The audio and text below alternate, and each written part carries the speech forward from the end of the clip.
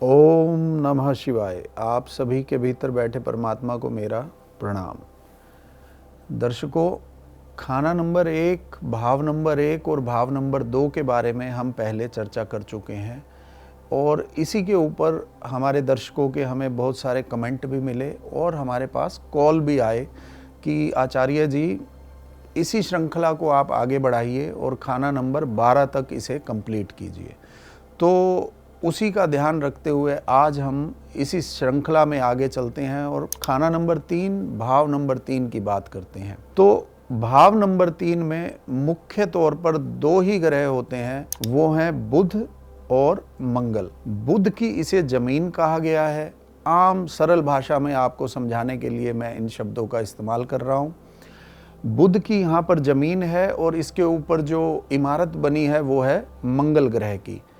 और इसको शास्त्रीय भाषा में मैं बताऊं तो बुध की यहाँ पे काल पुरुष के हिसाब से राशि आती है और मंगल का ये जो है कारक तत्व है। मंगल का ये तीसरा जो भाव है कारक माना गया है। तो ये 2 ग्रह ही यहाँ पर विशेष तौर पर विद्यमान रहते हैं और अगर हम इस भाव को खराब कर लेते हैं तो हमारे जीवन में क्या क्या नुकसान हो सकते हैं, सबसे पहले हम इसको जानेंगे। तो अगर ये भाव, ये खाना अगर खराब हो जाए किसी भी प्रकार से, ये खराब किस तरीके से होता है ये अभी हम आगे चर्चा करेंगे। अगर ये खराब हो जाए तो हमारे जीवन के अंदर, क्योंकि ये पराक्रम भाव भी है, तो हमारे जीवन के अंदर जिस बच्चे का ये भाव खराब हो गया तो पराक्रम भाव उसका डिस्टर्ब हो जाएगा और वो सही दिशा में बिल्कुल भी मेहनत नहीं कर पाएगा। उसकी संगत खराब हो जाएगी और वो एक ना एक दिन किसी बुरी लत का भी शिकार हो सकता है। और अगर बहुत ज़्यादा इस भाव के अंदर ऊर्जा आ जाए ग्रहों की वजह से, तो वो क्या होगा, जहाँ पे मेहनत कम करनी है वहाँ पर भी बहुत ही ज़्यादा अधिक मेहनत करता रहेगा जिसकी आवश्यकता नहीं है। ओवरऑल वो इसी कारण अपने जो जीवन को है वो खराब कर लेगा, अस्त व्यस्त कर लेगा। और यहाँ पे बुध होने के कारण बुद्धि भी उसकी खराब होगी। जिस जगह भी वो पैसा फंसाएगा, हमने देखा है ऐसे लोग बड़ी जल्दी जुआ, सट्टा, लॉटरी में जो है पैसा लगाना शुरू कर देते हैं। तो इस तरह से भी वो अपने पैसे को खराब करेगा और अगर वो व्यापार करता है तो व्यापार में भी वो सही निर्णय नहीं ले पाएगा।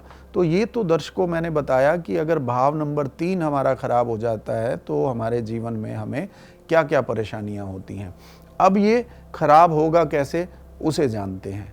तो अगर यहाँ पर किसी की कुंडली में मंगल और बुध के जो शत्रु ग्रह यहाँ पर आ जाएं कुंडली के अंदर, तो उससे ये खराब हो जाता है।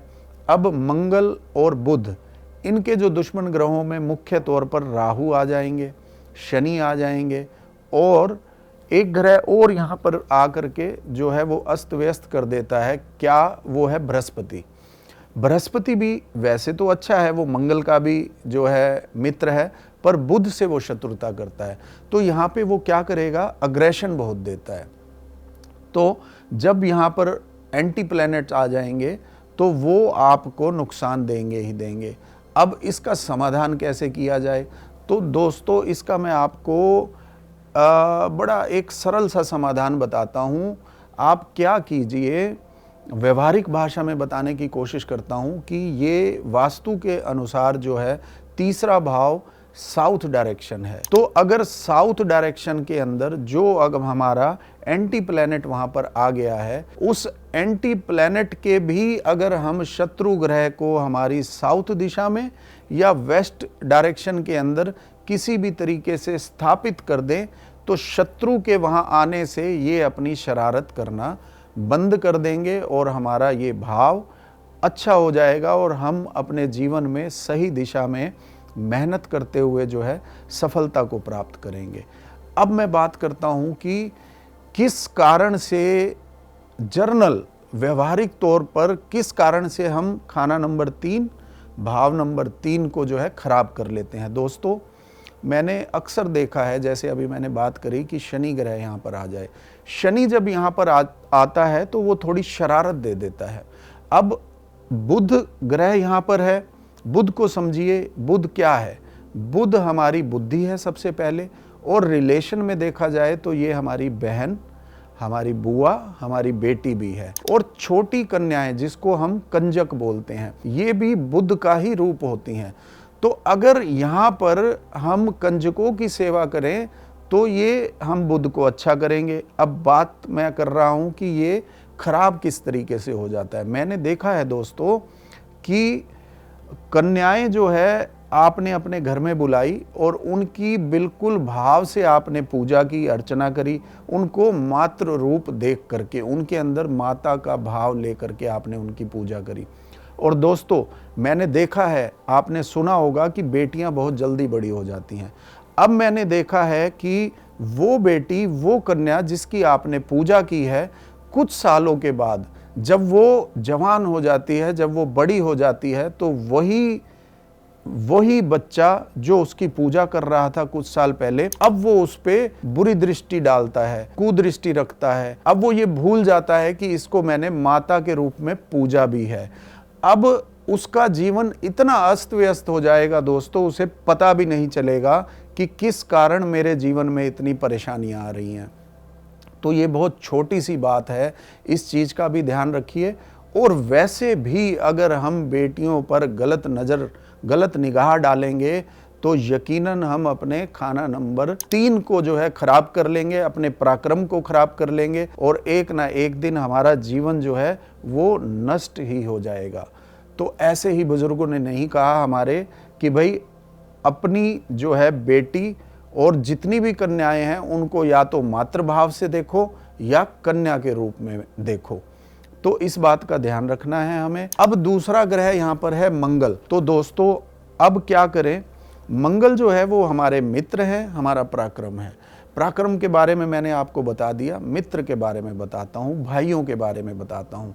अगर हम व्यवहार में अपने भाई को, अपने दोस्तों को अगर चीट करना शुरू कर देते हैं छोटी छोटी बातों में, छोटे छोटे मुनाफे के लिए, या व्यापार में आप अपने पार्टनर से चीटिंग करते हैं, तो जाने अनजाने हम अपने इस तीसरे भाव को खराब कर रहे हैं और इसका फल आपको भोगना ही पड़ेगा।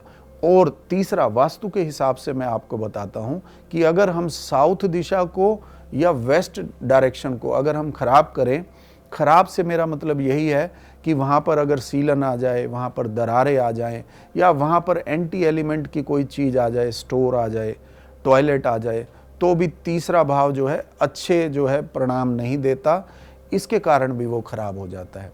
तो दोस्तों अब तीसरे पहलू की तरफ आगे चलते हैं, तीसरा कदम बढ़ाते हैं कि मैं आपको बताने की कोशिश करता हूं कि हम क्या करें जीवन के अंदर कि ये तीसरा भाव ऑटोमेटिकली हमें अच्छे परिणाम दे, ये तीसरा भाव हमें जो है सुख और समृद्धि दे।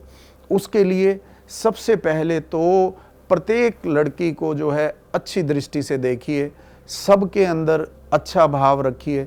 दूसरा, निरंतर कन्याओं की, छोटी बच्चियों की सेवा करते रहिए। कंजक साल में 2 बार आती है, वो जरूर बिठाइए। हो सके तो छोटी जो है अपना एक पैकेट रखिए टॉफियों का, जब भी आप बाहर निकलें तो छोटे बच्चों को जो है मीठा खिलाइए। इससे जो है बुध ग्रह अच्छा होगा। अपनी बहन से मजाक में तो बेशक लड़िए, लेकिन बहन के बारे में गलत विचार, गलत सोच बिल्कुल भी ना लेकर के आए, चाहे वो आपकी सगी बहन है या कोई कज़न है। और इसके अलावा अगर आप समय समय पर किन्नरों की सेवा करते हैं तो निश्चित तौर पर बुध भी अच्छा होता है और खाना नंबर 3 भी अच्छा होता है। दूसरा ध्यान आपने क्या रखना है, अपने दोस्तों को, अपने भाइयों को जितना हो सके उतना उनकी मदद कीजिए, अपने पराक्रम से जितना आपका सामर्थ्य है उससे। जैसे छोटे बच्चे हैं, अब छोटे बच्चे कैसे मदद करेंगे अपने मित्रों को? उनका कभी होमवर्क कर दिया, उनको हेल्प कर दिया, कभी कोई दोस्त आपका परेशान है तो उसको मोटिवेट कर दिया। बातें बहुत छोटी छोटी हैं दोस्तों, मगर ये बातें आपको जीवन में खुशियां देंगी। तीसरा भाव आपका इससे जरूर जो है सक्षम हो जाएगा। ये कीजिए और मीठा खाइए और खिलाइए। मीठा बांटने से भी दोस्तों हमारा मंगल और खाना नंबर 3 अच्छा होता है। तो ये कुछ बातें मैंने बताई कि किस तरीके से ये भाव खराब होगा, किस तरीके से हम इसको अच्छा कर सकते हैं। तो दोस्तों आशा करता हूँ कि ये जानकारी आपको अच्छी लगी होगी। आगे इसी श्रृंखला में हम आगे बात करेंगे खाना नंबर 4 की। तब तक के लिए ओम नमः शिवाय। आप सभी के भीतर बैठे परमात्मा को मेरा प्रणाम।